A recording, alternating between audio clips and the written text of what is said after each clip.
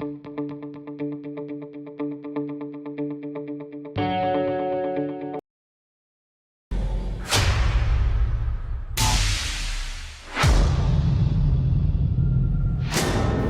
pessoas! Estamos aqui com mais um Papo de AS.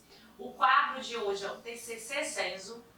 Para quem não conhece o nosso programa, nós tanto gravamos quadros vinculados ao trabalho do assistente social, em que a gente traz profissionais para apresentar o cotidiano institucional, o seu fazer profissional, como também tem quadros que discutem princípios do serviço social, temas polêmicos, reflexões sobre a posição do serviço social, e também um quadro que foi pedido a partir de vários alunos, que é o TCC CESO, que são indicações bibliográficas sobre uma temática específica que é vinculada ao trabalho do assistente social, à pesquisa, no serviço social. E o tema de hoje, a partir desse cenário que está acontecendo, é Previdência Social. Para quem está querendo aí pesquisar sobre a Previdência Social, seja para o TCC, seja para entender um pouco mais sobre isso que está acontecendo, a gente vai estar discutindo hoje esse debate sobre quais são as principais bibliografias que o serviço social vem produzindo para que a gente reflita e entenda o fundamento da previdência social e dos rebatimentos que essa política neoliberal vem impactando na política de previdência enquanto direito social. Vamos lá! E para a gente falar desse tema hoje, a gente convidou a Rebeca Rocha, que é assistente social, mestre em serviço social, e o tema da dissertação dela, que se tornou um livro, a Unidade Contraditória da Assistência e da Previdência Social, uma análise política da execução orçamentária do governo Lula. Eu queria agradecer a Rebeca ter vindo aqui para discutir um pouco com a gente, o quadro de hoje, o TCC CESO. Aí eu já lanço a primeira pergunta, para quem está começando a estudar, um tema que está super na moda agora, infelizmente, não pelos motivos certos.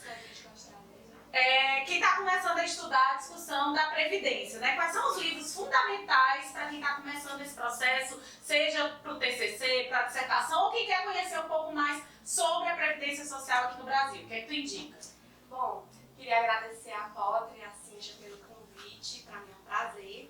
E, infelizmente, realmente a política de previdência ela vem sendo algo, historicamente, não só agora, de contra-reformas, que é o termo que a Berg utiliza, de retirada de direitos. Então, não tem como a gente estudar a política de previdência sem ter essa compreensão, essa análise vinculada ao processo, ao Estado, de uma maneira geral, vem passando por esse processo de contra-reforma, num período neoliberal. Então, está tudo vinculado. A gente estudar a previdência tem que passar por essa discussão. E eu trouxe alguns livros que eu considero fundamentais para quem está começando a estudar a previdência. O primeiro que eu queria apresentar é esse da Lúcia Lopes, Maria Lúcia Lopes, Previdência Social, Desestruturação do Trabalho e Condições para a sua Universalização. É um livro que ele tem uma certa grossura, mas muito bom. É a tese dela de doutorado, e aí ela faz uma análise compreendendo a política de previdência junto com o mercado de trabalho. Então não dá para a gente falar em universalizar, por exemplo, a previdência sem universalizar o acesso formal ao mercado de trabalho. Então, como um país em que mais da metade da população não tem um emprego formal, não contribui para a Previdência, então como é que a gente vai falar de proteção social universal, dentro do Brasil? Então esse é o grande debate, é o grande dilema que tem que ser enfrentado pelos governos de maneira geral. Socializar, universalizar essa proteção social, que é a Previdência Social, por meio da formalização do mercado de trabalho. Então esse livro é fundamental. Mas ela faz alguma construção histórica também, ou só um debate? Construção histórica da política de previdência. Inclusive ela perpassa até por vários outros temas, ela é bem abrangente e aí analisa principalmente a previdência e o mercado de trabalho. Mas é por isso que ele tem esse certo grossura, porque ele perpassa por várias discussões, mas o ponto base é esse mesmo. Além desse daqui, eu trouxe um da Ivonete Tosquete, que ela fala sobre a Seguridade Social e Trabalho. Aí aqui ela faz uma análise da política de assistência e também da previdência social. O fundamental que eu usei desse livro, inclusive na minha dissertação de mestrado, histórica que ela faz que é maravilhosa, assim, de uma riqueza de detalhes. Parece que ela estava até lá na época. E aí ela conta o processo histórico, desde o início até principalmente a análise da criação da Seguridade Social na época do processo constituinte, né, antes da aprovação da Constituição. Então as brigas que tiveram com os partidos de direita, extrema-direita, e a briga incluindo a sociedade, né, os movimentos sociais pressionando, que deu origem a essa Constituição, garantindo uma política social tão importante, políticas, né, que compõem a Seguridade Social. Ela conta esse processo histórico e chega na assistência nos dias de hoje e também na Previdência. Até porque não tem como estudar a Previdência sem entender essa discussão tanto da Seguridade como do processo constituinte. Que era o que eu ia dizer para explicar esses outros livros que eu trouxe. A gente não pode entender Previdência, assim como assistência ou saúde, sem compreender a Seguridade Social, que aí ela surge com a Constituição de 88. Né? Então, é fundamental entender o que existia antes da Seguridade e como essa proteção social se tornou pós-Seguridade Social, que foi um grande avanço. Né? E aí, para falar de Seguridade Social de uma maneira geral, eu trouxe 3 livros que são, vou apresentar um de cada vez, são coletâneas de artigos, tá? Eles são organizados quase todos pela Elaine Berg, Ivanete Boschetti, e aí acrescenta alguns outros autores. São vários artigos de autores diferentes, excelentes, porque eles têm um grupo de estudo que tem uma grande produtividade e eles discutem muito sobre esse tema, né? Então, o primeiro que eu falo é esse que é até um pouco recente, ele fala da financiarização, fundo público e política social, que aí vem como você vinha colocando. Não tem como entender a política de previdência sozinha. Eu tenho que compreender que ela faz parte da Seguridade Social e que ela é uma política social. E como essa política se encontra no contexto atual, né, neoliberal, os impactos, aí tem vários outros temas, a mundialização do capital, enfim. E aí eles sempre estão fazendo uma análise também do fundo público, que é fundamental. A gente entender esse processo por meio... Tem inclusive um artigo do Evilá Salvador nesse livro que é muito bom, né, falando sobre o fundo público e como esse fundo ele vem sendo disputado na sociedade. Né? Os interesses do capital vêm tomando grande quantia, né, desse valor que é público, que é nosso, e isso vem sendo retirado de onde? Das políticas públicas. Até para a gente entender por que há esse processo de querer deslegitimar as políticas sociais, de querer criar uma imagem negativa das políticas de transferência de renda, porque quanto mais eu invisto nessas políticas, menos sobra para o investimento dos grandes empresários. Né? Então, para a gente entender o que está por trás desse discurso de tentar colocar uma imagem negativa das políticas sociais e, consequentemente, diminuir os investimentos para as políticas sociais, tem tudo a ver com essa discussão que a Rebeca está trazendo. Não dá para a gente ficar só numa visão superficial das políticas e das análises, né? Como eu brinco, são as visões de Facebook. Né? Aquelas falas de que depois do Bolsa Família ninguém quer mais trabalhar, seguro-desemprego, esse povo pede seguro-desemprego e não quer trabalhar como se fosse um dinheiro que não fosse fruto do próprio trabalhador. Né? Então, o que está por trás desse discurso de querer dar essa imagem negativa? Tem a ver com essa discussão que a Rebeca está trazendo para a gente. Presta atenção. Isso mesmo. A questão da análise do fundo público que vem sendo amplamente disputado. Tem autores como Chesney que vai falar que no período da mundialização do capital, enfim, não vou tanto fugir do assunto, mas não tem como a gente compreender a política de previdência hoje sem passar por essa discussão. Por quê? Porque ela tem sido amplamente atacada com a desculpa do déficit, que não é real, não existe déficit, porque a gente não pode compreender a previdência como se ela fosse uma política pública sozinha. Ela faz parte de um tripé que é a Seguridade, e a Seguridade ela é superavitária. E isso tem sido demonstrado, não sou só eu que digo, tem vários estudiosos que têm apresentado análises, como a Anfip, que eu vou já falar mais sobre isso, que têm demonstrado dados consistentes de que não há déficit. Então, a gente precisa compreender isso até para continuar na luta pelos nossos direitos. Né? E aí, continuando, tem esse livro, Capitalismo em Crise, Política Social e Direitos, também organizado pelo grupo da Ivanete Boschetti, Elaine Berg, Silvana Mara, a Mioto, né? Também é uma coletânea de artigos, assim como esse do Política Social no Capitalismo e Tendências Contemporâneas. Então, são 3 coletâneas de artigos recentes, não é tão antiga, né? 2009, 2010, 2012, recentes, e eles fazem uma análise muito consistente. E o bom do artigo é que ele consegue dizer tudo que tem para dizer em poucas páginas, se você não tiver a possibilidade de ler um livro, né, um pouco maior.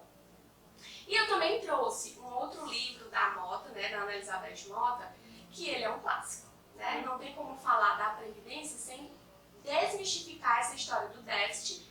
E para falar desse déficit, a gente tem que falar da cultura de crise que existe na Seguridade Social. Ela já fazia análise na década de 80 e 90 e desde esse momento ela já vem denunciando que existe uma cultura de crise. O que eu estou querendo dizer? Dizer que cria-se uma crise que não é real para propiciar essa retirada de direitos, né? Sobrar dinheiro, verba, para gastar onde? Nos interesses do capital. E atribui-se a crise ao trabalhador. Isso. Né?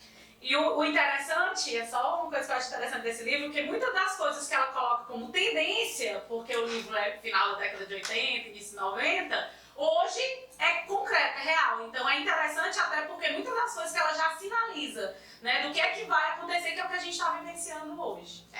E aí, uma coisa que você colocou, né, que você quer até falar depois, é interessante a gente fazer essa construção, esse resgate teórico da Previdência, mas também é interessante a gente saber os dados, porque às vezes a gente também, como eu brinco muito, a gente fica muito no discurso do Facebook, né? Fica jogando informação de um lado pro outro sem ter a base.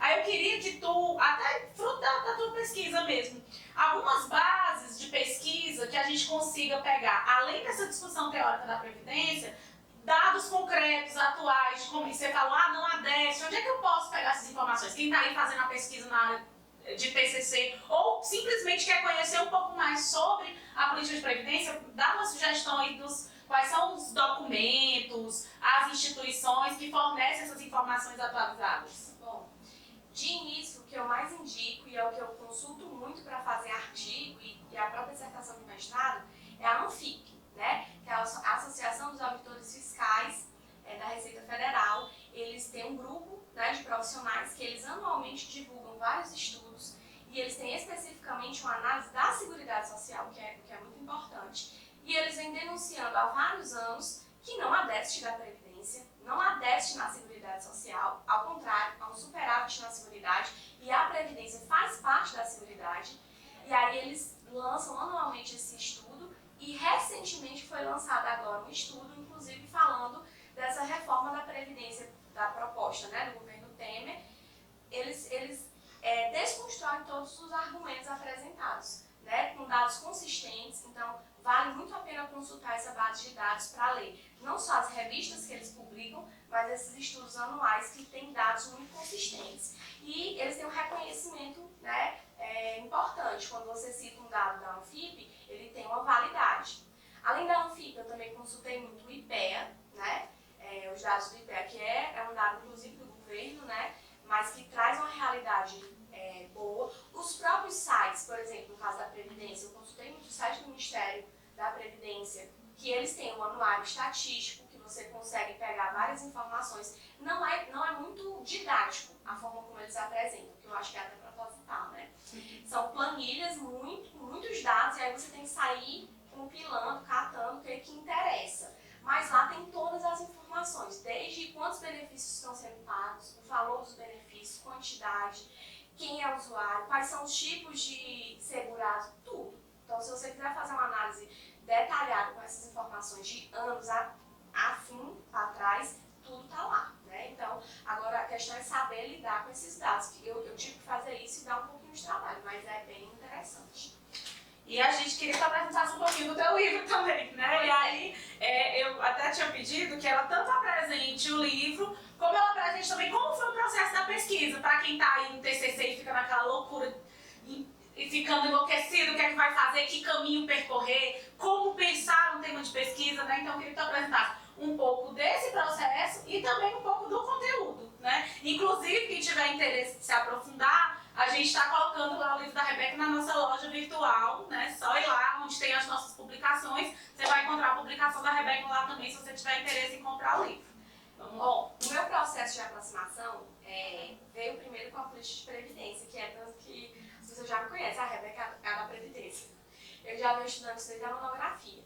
E o que sempre me chamou a atenção quando eu pensava em previdência é justamente esse discurso do déficit e desse processo de retirada de direitos que vem ocorrendo desde o governo Fernando Henrique. Aconteceu uma reforma no governo Fernando Henrique, outra no governo Lula, na época que eu estudava, né? E hoje já tem um impulso agora no governo Temer, que a gente espera que não saia mais, enfim. Então, essas coisas sempre me chamaram muito a atenção. E aí eu comecei a pegar livros, estudar mais a Seguridade Social, comecei a me aprofundar. E aí a metodologia mesmo da pesquisa foi essa, foi uma aproximação dos livros, das leituras que falavam sobre esse assunto. E como eu levei minha pesquisa mais para uma área da análise do financiamento, eu comecei a me aproximar desses sites que disponibilizam esses dados, né, como a Anfip, como a Auditoria Cidadã da Dívida, que eu também não tinha falado antes, que é um site que eles divulgam todo ano também o orçamento anual e várias informações sobre a auditoria, né, da dívida pública, dizendo que também tem que ser feito, que eu não dá para explicar porque é pouco tempo para muita coisa. Mas enfim, eu comecei a fazer uma aproximação com vários artigos, né, publicados em revistas, e aí se deu o processo de construção.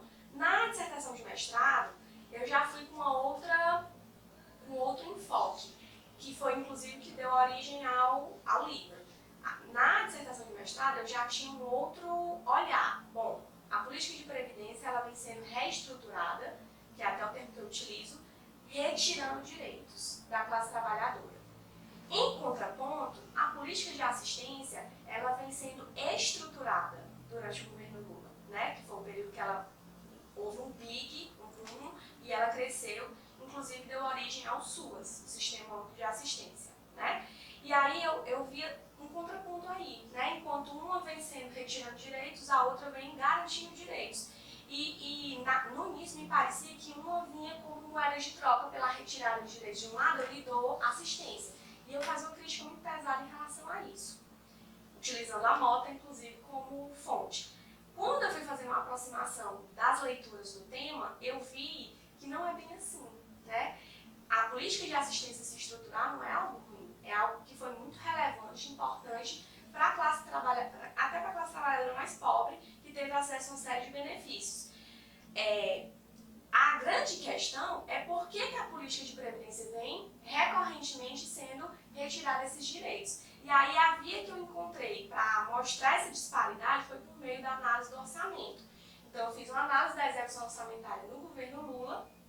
E aí, os dados, né, os achados da pesquisa que eu encontrei foi, realmente, o orçamento da Previdência ele vem se mantendo, né, não vem aumentando, ele vem sendo mantido durante o decorrer dos anos, e o orçamento da assistência no governo Lula, ele teve um boom, ele aumentou muito. Mas para onde ele aumentou? Ele aumentou para benefício de transferência de renda, que é BPC e Bolsa Família. Então, 93% desse orçamento está sendo gasto com benefício de transferência de renda. 7% está sendo gasto com SUAS, que são os serviços que a assistência oferece. Então, como a gente falar em materializar essa proteção social sem orçamento? Né? Então, no fim, eu já saio numa defesa da política de assistência e uma defesa para que esse orçamento não seja 100% gerenciado, né? Jogado para esses benefícios de transferência de renda, mas para a materialização do SUAS com as políticas de assistência mesmo. Que aí é muito do que a gente vê os assistentes sociais, essa é uma discussão, é uma reflexão teórica e a justificativa do que os assistentes sociais sofrem lá nos CRAs, né? Porque aí você vê o aumento dos beneficiários, né, de uma série de benefícios que o CRAS vai ter que dar conta com os serviços para atender, mas não tem o recurso. O recurso, ela acaba de mostrar que não há o recurso para garantir esses serviços. Né? Então, aquilo que a assistente social está lá no CRAS, né, sentindo essa discussão, que é a discussão da assistencialização da Seguridade, né, que a Beth Mota vai fazer, que é a discussão que tu conseguiu provar aí com o orçamento. Né, para a gente identificar que não é do nada a assistente social está lá no CRAS dizendo não tem recurso para serviços, mas cada vez aumentando os benefícios e o número de beneficiários. É dentro dessa lógica, dessa compreensão da assistência, né, que você vai estar trabalhando aí na sua dissertação. Então, para a gente ver que não é do nada, né, surge de toda uma arquitetura e uma engenharia perversa de destituição dos direitos da classe trabalhadora. E o de pesquisa? Foi tranquilo? Não foi? Foi aquele? Porque tem gente que morre de medo, né? TCC, a gente vê aqueles desenhos de TCC, todo mundo em desespero. Como é que foi o processo da pesquisa? O processo da pesquisa, eu não sou uma pessoa tão nervosa. Eu sou ansiosa, mas não tão nervosa. Eu acho que foi tranquilo, pelo menos o mestrado é um processo, claro, muito solitário, né? Assim, você tem um acompanhamento do seu orientador que é fundamental, mas eu sempre digo até para os meus orientandos, é uma construção que ela é sua, ninguém vai sentar e escrever por você, né? Presta atenção, viu? Esse povo que fica dizendo, orientador não me dá nada. Pessoas, TCC é nossa, é uma monografia, tem que dizer no nome. Já quero. É uma construção que ela vai mostrar muito da sua bagagem teórica. Então, é um momento que eu tive que parar porque como eu tive uma pesquisa documental e bibliográfica forte, eu tive que ler muito, né? Então, esse processo... E aí, eu tive que trabalhar muito com dados, né? Porque tem muitas tabelas que aí eu vou explicando a tabela para qualquer pessoa que lê conseguir entender, mas eu tive que trabalhar muito com dados. E isso, para mim, foi novo. Isso, para mim, eu tive mais dificuldade de trazer dados consistentes, não, assim, superficiais. E como a gente vem da área de ciência social, então, foi algo que eu tive mais dificuldade. Foi essa sistematização, de pegar esses dados, transformar em tabelas, né? Para poder elaborar e construir essas informações, foi a parte que me deu mais trabalho, né? E aí isso é uma questão que é bem complicada no serviço social, porque geralmente nós somos acostumados muito a pesquisas de campo, né? Geralmente, a maior parte dos TCCs, das dissertações, eu sempre vejo você entrevistando, você fazendo grupo. Então, acho que essa pesquisa mais documental é algo mais distante do serviço social, talvez por isso tanta dificuldade também, né? Mas que é possível, né? Então, não tem que pensar, todo TCC, toda dissertação, eu tenho que já entrevistar uma pessoa. É possível o serviço social se debruçar numa pesquisa eminentemente documental e produzir conhecimento a partir disso, né? Eu digo muito para os meus alunos isso. É possível, inclusive a minha foi feita dessa forma. Agora, vai exigir que você tenha um compromisso teórico bem maior, né? Para não ser um simples copiar e colar de alguém, né? E você tentar construir e trazer algo de novo a partir dessas informações coletadas. E que eu digo que a minha pesquisa de campo foi nos sites, né? De retirada dessas informações, desses números, e a partir da compreensão desses números, fazer esse caminho de volta que o Marx fala, né, no método da pesquisa. Fazer o caminho de volta a partir do que você tem de compreensão teórica e do que você analisou de dados, o que esses dados estão me demonstrando, né? E aí esse caminho de volta com os achados da pesquisa. Esse é o que da questão, né? É o ponto-chave da construção da pesquisa. É isso, pessoas. Agora é se debruçar nesses livros, que não tem como fazer o TCC sem a leitura de livros. Então, pegar sugestões que a Rebeca deu pra gente. Quem quiser conhecer um pouco mais do livro dela, ele vai estar à venda lá na loja virtual. E agradecer mais uma vez a presença aqui, ajudando a gente a refletir um pouco sobre esse processo, né, da política de previdência, da Seguridade Social. Eu que agradeço. Para mim é uma honra, né, estar participando do quadro. E é isso. Estou à disposição para